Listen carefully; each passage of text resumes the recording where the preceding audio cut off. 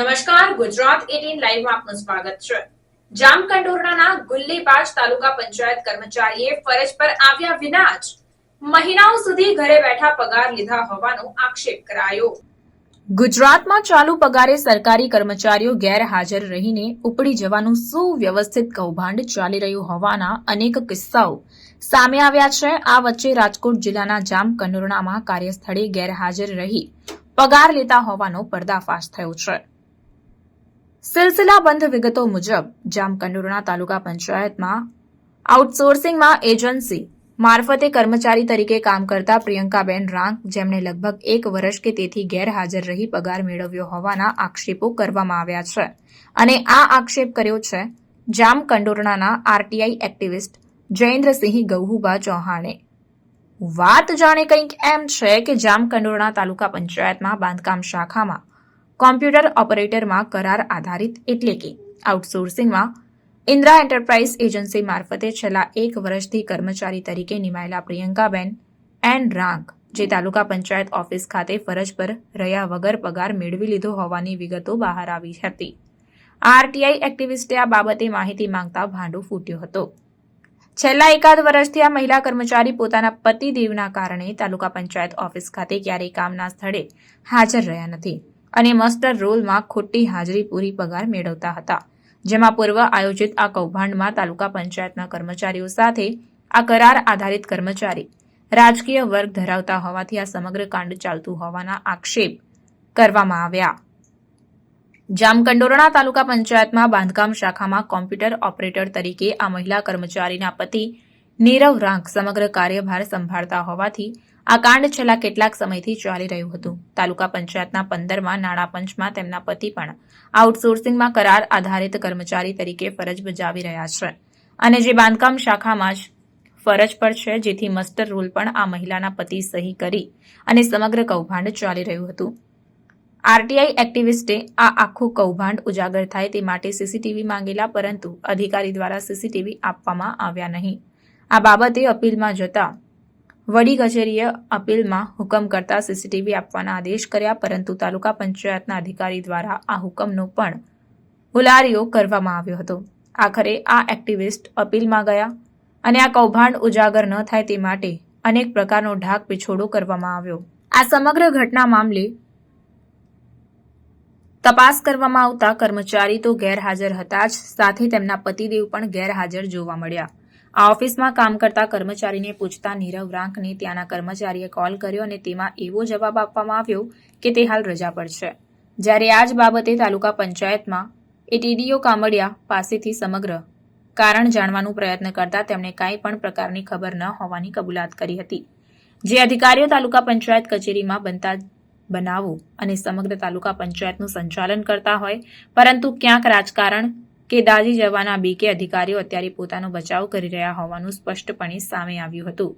જામકંડોરણા તાલુકા પંચાયતના in charge TDO વણપરિયા, જે હાલ જેતપુરના હોય, જેથી સમગ્ર મામલે તેમની પાસેથી વિગતો માંગતા તેમણે જણાવ્યું કે તેમના ઇન્ચાર્જ સમયમાં આ વાત તેમના ધ્યાને આવતા બેન પાસેથી તારીખ 1 ઓગસ્ટના રોજ રાજીનામું લઈ લીધું હતું અને આ રાજીનામું જે તે આઉટસોર્સિંગ એજન્સીને તારીખ 3 ઓગસ્ટના રોજ મોકલી આપ્યો। આમ આ સમગ્ર મામલો ક્યાંક ને ક્યાંક કાચું કપાઈ રહ્યું છે અથવા તો આ કૌભાંડ થયું છે તે ચોક્કસપણે નજરે દેખાઈ આવે છે। ઓફિસના તમામ કર્મચારીઓ અને ટીડીઓ દ્વારા વાતને દબાવવાનો પ્રયત્ન થયો હોય તેવું લાગી રહ્યું છે, કારણ કે જ્યારે મીડિયા પહોંચ્યું અને આ રાજીનામું લેટર લખાવાયું હોય તેવું સ્પષ્ટપણે દેખાઈ આવે છે અને આવા કૌભાંડીઓને આવા અધિકારીઓ તેમજ રાજકીય લોકો છાવરતા હોવાનું પણ સ્પષ્ટપણે આક્ષેપ થઈ રહ્યા છે। ત્યારે આ બાબતે ખરેખર ખાતાકીય તપાસ થવી જરૂરી છે, જેથી આવા ઘણા અધિકારીઓના પણ તપેલા ચડી જાય તેમ છે। આઉટસોર્સિંગમાં જાણે એ પેલા બાંધકામમાંથી લીધેલા અને તે અત્યાર સુધી પેલા પીપળો ભરતા એ નીકળી ગયા। એના એના એના કે રસ બનાવી નીકળી ગયા એની નામ છે એ જરા કેવી આપણે 15મું નાણાં પંચ ને 14 એમાંથી લીધેલા. પણ એ 15મું નાણાં પંચમાંથી લીધેલા તો એ જ્યાં તાલુકા પંચે દસ્તક લીધા છે ને. તાલુકા એટલે બધું ઓનલાઈન થઈ ગયું, અહીં થતું નથી. તાલુકા મારી તો બિલ રાખવાનું ના આવે. હું એમ કહું કે તાલુકા પંચે દસ્તક લીધા છે ને, તમે માનો કે ટીડીઓ કે કોઈ પણ કર્મચારી ક્યારે લીધેલા હોય 15મું નાણાં પંચ તો એના ગ્રાન્ટ માટે જ આવે. એના 2% સર. એટલે આ પોસ્ટ છે એ ક્યાંય આવતી નથી, પોસ્ટ ઊભી કરેલી છે. પેલી વાત તો એ છે. એ જે તે સમયે આ ટીડી એ જે તે સમયે ટીડીઓ હોય છે તો એને પોસ્ટ ઊભી કરેલી છે. આ પોસ્ટ આવતી નથી. એ તો નથી જ આવતી. એટલે અમે કોઈ મગજમારી ના કરીએ. હા. કારણ કે એમાં અમારે કે લાગે ને હવે ઈ જે તે સ્થળના એસો છે અત્યારે લગભગ અંદાજે કેટલા સમય ત્યાં નોકરી કરતા હતા? 3-4 મહિનાથી. 3-4 કારણ કે હું વચમાં આમાં 2 કાંઈ- મહિના હું હતો નહીં. કારણ કે મારે પેટનું વરસ દીધા તો છે એમ કે પિત્તા છે, મને બહુ ખ્યાલ નથી. વરસ દિવસથી તો એમાં હે હવે માહિતી એ ભાઈને જ પૂછી લો એને કે ભાઈ એની હાજરી તમે કેમાં પૂરો. છે. અમે તમને ખાલી એમ જ કે અમારી પાસે પુરાવા વગર આમાં તમારી પાસે આવી નહીં. અમારી પાસે ટાઈમ નથી ધક્કો ખાવાનો, સમજી લો. તો અમે ખાલી એક જ વસ્તુ જાણવી છે અમારે કેના કેવાથી હાજરી પૂરાય છે. તમે સમજતા નથી અમારી વસ્તુ. નો નોકરી આવતા ને સીધી હાજરી પૂરાય સાહેબ એ ક્યાં રીતે વ્યાજબી એમ તમે કહો. અને તમે તો અહીંયા નોકરી કરો છો, તમે આવ્યા છો, તમે જોવો છો, અત્યારે હાલમાં નથી. પછી નો આવતા હોય હાજરી પૂરે સાહેબ વરસ દિવસનો બેઠો પગાર લે તો એ વિચારો જી તો એની માટે કાર્યવાહી કરાશે કે નહીં? 100% કરે. અને તમને તો ખબર જ છે, તમે નોકરી આવો છો, તમે જોયા કોઈ દી? તો પછી મારા ધ્યાનમાં આવ્યું તમે કીધું એટલે હા ભાઈ ભલે કીધું, એટલે હું કોઈ બીજું નથી કહેતો તમને, આ તો કીધું એટલે હું તમને કહું છું, ખાલી હું જાણવા માટેની જ વાત છે સાહેબ મારે. 100% અમે તમારી ભેગા જ છીએ પાછી. ભાઈ કહી દો કોઈ દી જોયા તમે એના ઓફિસમાં વરસ દીધા આવી બસ મને કહો વરસ દીધા આવી બસ તો પછી એની હાજરી કેમ પૂરાય છે? હે હવે મેં હા અહીંયા આવતા આપણે કોઈ ડિસ્ટર્બ બોલી નથી.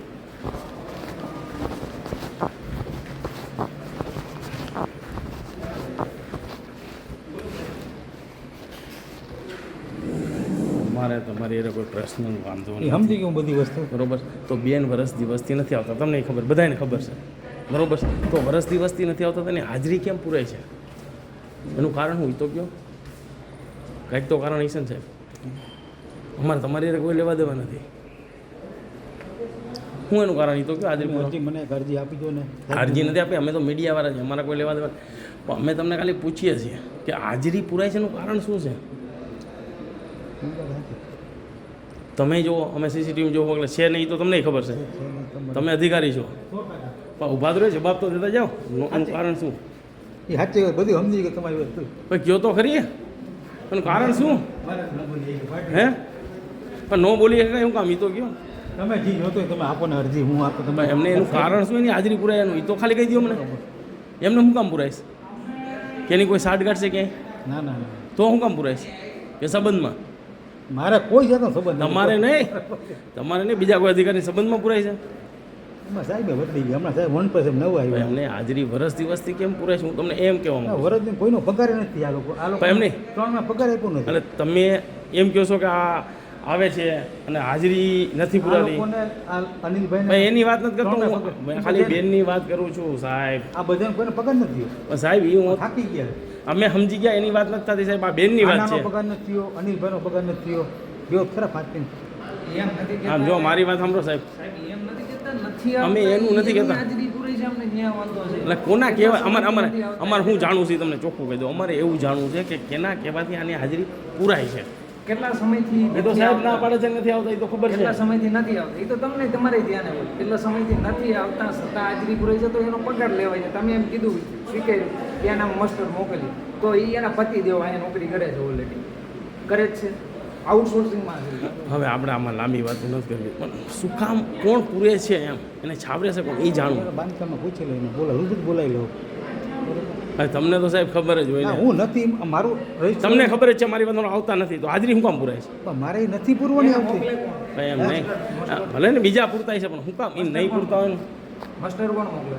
એ માસ્ટર અહીંનું નીચેનું હોય આપણે આ કોણ લોકો. લે હું એમ કહું આ લોકોનું હું પૂરું આનો પગાર આપતા જ નથી એમને પૂરું જ નથી. ઈ તમે એ વાત એની વાત અમે અલગ એની છે. વાત જ નથી આ જે સાહેબ. માસ્ટર પુરાય છે એનું જે તમે મોકલો ત્યારે જ નથી પગાર આવે કે બીજે કંઈ એ મોકલે કોણ ભરી મોકલે કોણ જો આ લોકો જો પહેલા મારી વાત પહેલા મારી વાત સાંભળો.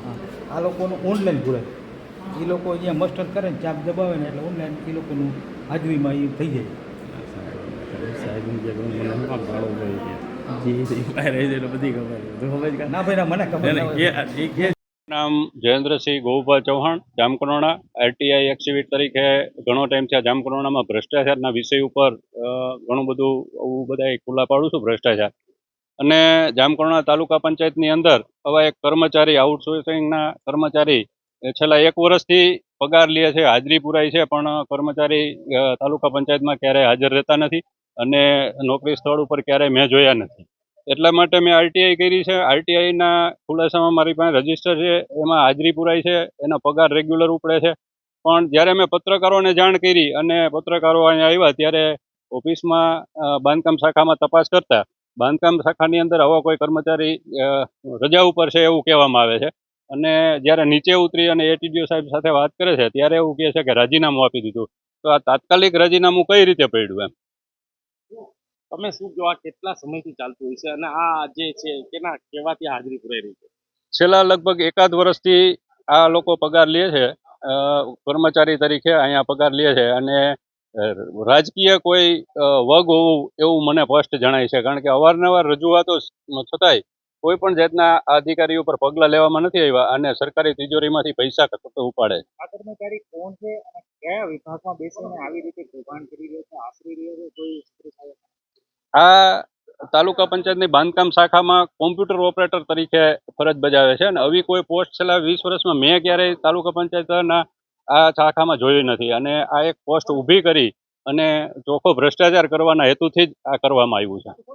તમારી માંગ મારી માંગ છે આ કર્મચારીને કડકમાં કડક સજા થાય અને સરકારની તિજોરીના પૈસા જે ઉપડ્યા છે એ પૈસા બધા રિકવરી થાય અને ભવિષ્યમાં બીજો કોઈ કર્મચારીને આવું અહીંયા છાવરે નહીં અને ભ્રષ્ટાચાર ન થાય અને મોદી સાહેબના ભ્રષ્ટાચાર મુક્ત અભિયાનમાં આવા સતત કાર્યવાહી થાય એવી મારી અપેક્ષા છે. મારી પાસે જામકંડોળાનો ચાર્જ તાજેતરમાં આવેલો અને કચેરી મુલાકાત દરમિયાન મને પીએન રાંક કોમ્પ્યુટર ઓપરેટર તરીકે ફરજ બજાવવામાં ગેરહાજર રહેલા મારા ધ્યાને આવતા અને આંતરિક મેં પૂછપરછ કરતા એની ગેરહાજરી વધારે હોય એને મેં રાજીનામું 1/8 લેવડાવી અને 3/8ના રોજ એજન્સીને એને રાજીનામું મંજૂર કરવા માટે મોકલી આપેલું છે. હાલ આ કર્મચારી તાલુકા પંચાયત જામકંડોળામાં નોકરી કરતા નથી. આ જે બેન છે તેનો વર્ષ દિવસથી જે પગાર આપવામાં આવી રહ્યો હતો તો એની માટે શું કાર્યવાહી કરવામાં આવશે કે જે પગાર છે તે પરત લેવામાં આવશે? એને એના હાજરી રજીસ્ટર ચકાસી અને જો એની ગેરહાજરી જણાશે તો આપણે એની ઉપર ચોક્કસ પગલાં ભરવામાં આવશે. હાજરીમાં તો સાહેબ છે કે હાજરી તો પુરાઈ જ જતી હતી પણ એમનો બેઠો પગાર સીસીટીવીમાં પણ છે બેઠો પગાર લેવામાં આવતો હતો એ સીસીટીવી ચેક કરીને એ કાર્યવાહી કરવામાં આવશે. આ ચોક્કસ તપાસ કરી અને ચોક્કસ કાર્યવાહી કરશે.